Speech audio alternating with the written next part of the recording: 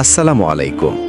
আজকের এই বিশেষ পর্বে আমরা জানব এক অদ্ভুত এবং শিক্ষণীয় ইতিহাস, এমন এক সত্তার গল্প যে ছিল আল্লাহর অত্যন্ত অনুগত ইবাদতকারী, কিন্তু অহংকার এবং অবাধ্যতার কারণে হয়ে গেল চিরকালের জন্য অভিশপ্ত। এই গল্প শুধু একটি ঐতিহাসিক ঘটনা নয়, বরং এটি আমাদের প্রত্যেকের জন্য এক গভীর শিক্ষা এবং সতর্কবার্তা। আজ আমরা কথা বলবো ইবলিস সম্পর্কে, যাকে আমরা শয়তান নামেও চিনি। ইবলিসের পূর্বজীবন ছিল অত্যন্ত মর্যাদাপূর্ণ। ইসলামিক বর্ণনা অনুযায়ী ইবলিস ছিল জিন জাতির একজন বিশেষ সদস্য। জিনদের সৃষ্টি করা হয়েছিল আগুনের শিখা থেকে, যেখানে মানুষকে সৃষ্টি করা হয়েছে মাটি থেকে। ইবলিস শুধু একজন সাধারণ জিন ছিল না, বরং সে ছিল অত্যন্ত জ্ঞানী, ইবাদতগুজার এবং আল্লাহর প্রতি নিবেদিত প্রাণ একজন সৃষ্টি। হাজার হাজার বছর ধরে সে আল্লাহর ইবাদত করেছে নিরলসভাবে। তার ইবাদত ছিল এতটাই গভীর এবং একনিষ্ঠ যে আল্লাহ তাকে ফেরেশতাদের মধ্যে বিশেষ মর্যাদা দিয়েছিলেন। অনেক ইসলামিক পণ্ডিত বর্ণনা করেন যে ইবলিস পৃথিবীতে এবং 7টি আসমানে ইবাদত করেছে। সে ছিল এতটাই জ্ঞানী যে ফেরেশতাদের মধ্যে তার অবস্থান ছিল অত্যন্ত উচ্চ। কিছু বর্ণনা অনুসারে তাকে ফেরেশতাদের একটি দলের দায়িত্বও দেওয়া হয়েছিল। তার নাম ছিল আজাজিল, পরবর্তীতে যা ইবলিস নামে পরিচিত হয়। সে ছিল গর্বিত, কিন্তু সেই গর্ব ছিল তার ইবাদত এবং জ্ঞানের কারণে। এই গর্বই একদিন হয়ে উঠবে তার পতনের কারণ। ইবলিসের জীবনে সবচেয়ে বড় পরীক্ষার মুহূর্ত আসে যখন আল্লাহ তাআলা আদম আলাইহিস সালামকে সৃষ্টি করেন। কুরআনে বর্ণিত আছে যে আল্লাহ মাটি থেকে আদমকে সৃষ্টি করলেন এবং তার মধ্যে রূহ ফুঁকে দিলেন। এরপর আল্লাহ সমস্ত ফেরেশতা এবং যারা তার দরবারে উপস্থিত ছিল তাদের সবাইকে আদেশ দিলেন আদমকে সিজদা করতে। এই সিজদা ছিল সম্মান প্রদর্শনের সিজদা, ইবাদতের সিজদা নয়। এটি ছিল আল্লাহর নির্দেশ পালনের একটি পরীক্ষা। সমস্ত ফেরেশতারা অবিলম্বে আল্লাহর আদেশ মেনে নিয়ে আদমকে সিজদা করল, কিন্তু ইবলিস অস্বীকার করল। সে অহংকারে ভরে বলল যে সে আদমের চেয়ে শ্রেষ্ঠ। তার যুক্তি ছিল আল্লাহ তাকে সৃষ্টি করেছেন আগুন থেকে, আর আদমকে সৃষ্টি করেছেন মাটি থেকে। আগুন মাটির চেয়ে উত্তম, তাই সে কিভাবে একজন নিকৃষ্ট সৃষ্টিকে সিজদা করবে? এই অহংকার এবং অবাধ্যতা ছিল ইবলিসের সবচেয়ে বড় ভুল। সে আল্লাহর সরাসরি আদেশ অমান্য করল এবং নিজের যুক্তিকে আল্লাহর নির্দেশের উপর স্থান দিল। কুরআনে সূরা আরাফে এই ঘটনা বিস্তারিতভাবে বর্ণিত হয়েছে। আল্লাহ ইবলিসকে জিজ্ঞাসা করলেন, কিসে তোমাকে বাধা দিল সিজদা করতে, যখন আমি তোমাকে আদেশ দিয়েছিলাম? ইবলিস উত্তর দিল, আমি তার চেয়ে শ্রেষ্ঠ। আপনি আমাকে আগুন থেকে সৃষ্টি করেছেন এবং তাকে মাটি থেকে সৃষ্টি করেছেন। এই উত্তরে ছিল দম্ভ, অহংকার এবং আল্লাহর প্রজ্ঞা সম্পর্কে প্রশ্ন তোলা। ইবলিস ভুলে গেল যে শ্রেষ্ঠত্ব নির্ধারণ করেন একমাত্র আল্লাহ, সৃষ্টির উপাদান নয়। আল্লাহ তাআলা ইবলিসকে তৎক্ষণাৎ শাস্তি দিলেন। তাকে জান্নাত থেকে বের করে দেওয়া হলো এবং অভিশপ্ত ঘোষণা করা হলো। আল্লাহ বললেন, তুমি এখান থেকে নেমে যাও, এখানে অহংকার করার কোনো অধিকার তোমার নেই, বের হয়ে যাও, নিশ্চয়ই তুমি হীনদের অন্তর্ভুক্ত। এই মুহূর্তে ইবলিসের অবস্থান পরিবর্তন হয়ে গেল। যে ছিল সম্মানিত সে হয়ে গেল অপমানিত, যে ছিল আল্লাহর নিকটবর্তী সে হয়ে গেল দূরে নিক্ষিপ্ত। কিন্তু ইবলিস তওবা করল না, সে অনুশোচনা প্রকাশ করল না, বরং সে আরও বেশি ক্রোধান্বিত এবং প্রতিশোধ পরায়ণ হয়ে উঠিল। সে আল্লাহর কাছে একটি সময়সীমা চাইল। সে বলল, আমাকে সেই দিন পর্যন্ত অবকাশ দিন যেদিন মানুষদেরকে পুনরুত্থিত করা হবে। আল্লাহ তাকে এই অবকাশ দিলেন। এটি ছিল পরীক্ষার অংশ, মানুষের জন্য এবং ইবলিসের জন্য, উভয়ের জন্যই। ইবলিস তখন শপথ নিল যে সে মানুষদেরকে পথভ্রষ্ট করবে। সে বলল, আপনি যেহেতু আমাকে পথভ্রষ্ট করেছেন, আমি অবশ্যই তাদের জন্য আপনার সরল পথে বসে থাকব। আমি তাদের কাছে আসব তাদের সামনে থেকে, পেছন থেকে, ডান দিক থেকে এবং বাম দিক থেকে। এই ছিল ইবলিসের ঘোষণা, মানুষের বিরুদ্ধে তার চিরন্তন যুদ্ধের সূচনা। সে মানুষকে দোষারোপ করল তার পতনের জন্য। যদিও প্রকৃত কারণ ছিল তার নিজের অহংকার এবং অবাধ্যতা, তবুও সে আদম এবং তার বংশধরদের প্রতি শত্রুতা পোষণ করতে শুরু করল। এই শত্রুতা আজও চলমান এবং কিয়ামত পর্যন্ত চলবে। ইবলিসের লক্ষ্য হল মানুষকে আল্লাহর পথ থেকে সরিয়ে নিয়ে নিজের সাথী করা, যাতে তারাও তার মতো জাহান্নামের আগুনে প্রবেশ করে।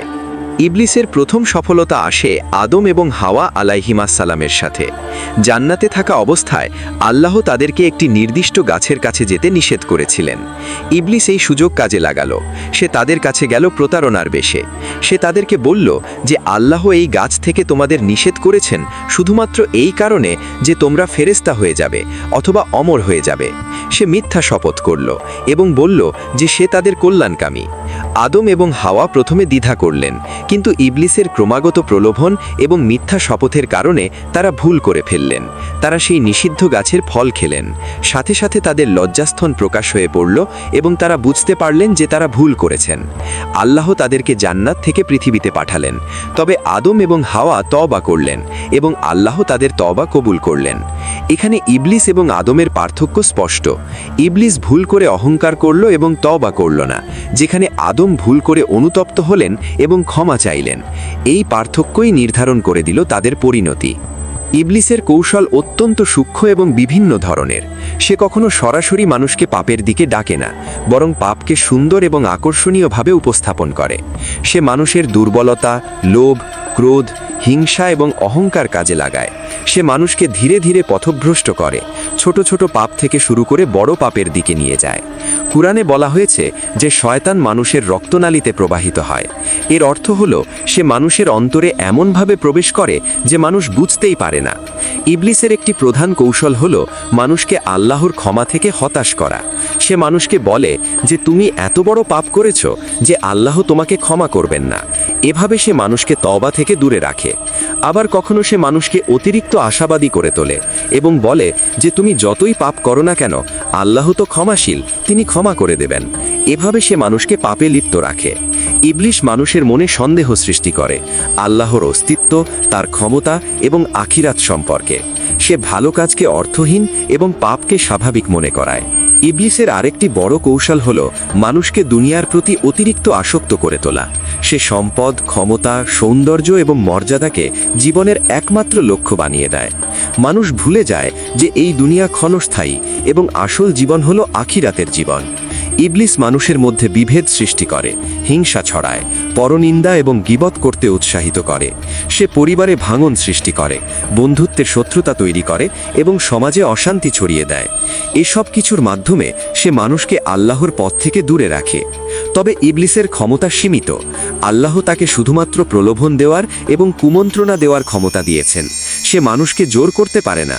কুরআনে বলা হয়েছে যে ইবলিসের কোনো ক্ষমতা নেই তাদের ওপর যারা আল্লাহর প্রতি ঈমান রাখে এবং তার ওপর ভরসা করে। ইবলিস শুধুমাত্র তাদেরকেই পথভ্রষ্ট করতে পারে যারা তার ডাকে সাড়া দেয় এবং তার অনুসরণ করে।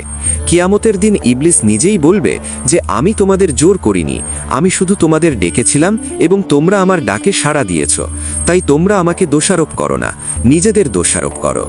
ইবলিসের বিরুদ্ধে লড়াইয়ের প্রথম এবং সবচেয়ে শক্তিশালী অস্ত্র হল ঈমান। যে ব্যক্তি আল্লাহর প্রতি দৃঢ় বিশ্বাস রাখে এবং তার আদেশ নিষেধ মেনে চলে, ইবলিস তার কাছে দুর্বল। কুরআন তিলাওয়াত, নামাজ, দোয়া এবং আল্লাহর শ্রবণ ইবলিসের কুমন্ত্রণা থেকে রক্ষা করে। বিশেষত সূরা ফাতিহা, আয়াতুল কুরসি, সূরা বাকারার শেষ 2 আয়াত এবং মুআউইজাতাইন অর্থাৎ সূরা ফালাক এবং সূরা নাস পাঠ করা অত্যন্ত কার্যকর। রাসূলুল্লাহ সাল্লাল্লাহু আলাইহি ওয়াসাল্লাম বিভিন্ন দোয়া শিখিয়েছেন যা শয়তানের অনিষ্ট থেকে রক্ষা করে। ইবলিসের কুমন্ত্রণা চেনার জন্য আত্মসচেতনতা জরুরি। যখন মনে হঠাৎ পাপের চিন্তা আসে, যখন ভালো কাজে অলসতা আসে, যখন রাগ বা হিংসা হৃদয়ে জায়গা করে নেয়, তখন বুঝতে হবে এটি শয়তানের কাজ। সাথে সাথে আউযুবিল্লাহি মিনাশ শাইতানির রাজিম পড়ে আল্লাহর কাছে আশ্রয় চাইতে হবে। উজু করা, নামাজ পড়া বা কুরআন তিলাওয়াত করা শয়তানকে দূরে সরিয়ে দেয়। ভালো মানুষের সঙ্গ রাখা এবং খারাপ মানুষ ও খারাপ পরিবেশ থেকে দূরে থাকাও অত্যন্ত গুরুত্বপূর্ণ, কারণ শয়তান নির্জন মানুষের কাছে বেশি আসে এবং দলবদ্ধ মুমিনের কাছে দুর্বল হয়ে পড়ে। জ্ঞান অর্জনও ইবলিসের বিরুদ্ধে একটি শক্তিশালী হাতিয়ার। ইসলাম সম্পর্কে সঠিক জ্ঞান, হালাল হারামের জ্ঞান এবং শয়তানের কৌশল সম্পর্কে জানা মানুষকে সচেতন করে তোলে। অনেক সময় মানুষ অজ্ঞতার কারণে পাপে লিপ্ত হয়। যখন তারা জানে না যে কোন কাজটি পাপ এবং কোনটি পুণ্য, তখন শয়তান সহজেই তাদেরকে ভুল পথে নিয়ে যায়।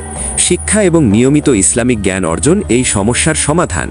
রাসূলুল্লাহ সাল্লাল্লাহু আলাইহি ওয়াসাল্লাম বলেছেন, জ্ঞান অর্জন করা প্রত্যেক মুসলিমের উপর ফরজ। তওবার দরজা সর্বদা খোলা। ইবলিস চায় মানুষ তওবা না করুক, তাই সে বিভিন্নভাবে বাধা দেয়। কিন্তু আল্লাহ বলেছেন, যে ব্যক্তি তওবা করে এবং সংশোধিত হয়, আল্লাহ তার তওবা কবুল করেন। এমনকি যদি কেউ পাহাড় পরিমাণও পাপ করে থাকে, আন্তরিক তওবা করলে আল্লাহ ক্ষমা করে দেন। ইবলিস এবং আদম আলাইহিসসালামের গল্প এটাই শেখায়। উভয়েই ভুল করেছিলেন, কিন্তু আদম তওবা করেছিলেন এবং আল্লাহ তাকে ক্ষমা করেছিলেন। ইবলিস অহংকার করেছিল এবং ধ্বংস হয়েছে। তওবা হলো মুমিনের অস্ত্র এবং আল্লাহর রহমতের দরজা। ইবলিসের পতনের গল্প থেকে আমরা অনেক শিক্ষা নিতে পারি। প্রথমত, অহংকার সবচেয়ে বড় পাপগুলোর একটি। ইবলিস জ্ঞানে, ইবাদতে এবং আল্লাহর নিকটবর্তী হওয়ার ক্ষেত্রে অনেক উঁচু অবস্থানে ছিল, কিন্তু অহংকার তার সব কিছু ধ্বংস করে দিয়েছে। এটি আমাদের মনে করিয়ে দেয় যে যতই ভালো কাজ করি না কেন, যদি অহংকার থাকে তাহলে সব বৃথা। নম্রতা এবং বিনয় হলো মুমিনের অলংকার।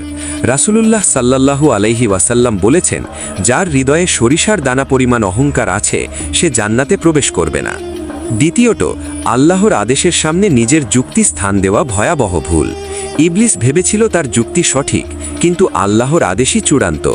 আমরা অনেক সময় ইসলামের কোনো বিধান বুঝি না বা আমাদের কাছে কঠিন মনে হয়,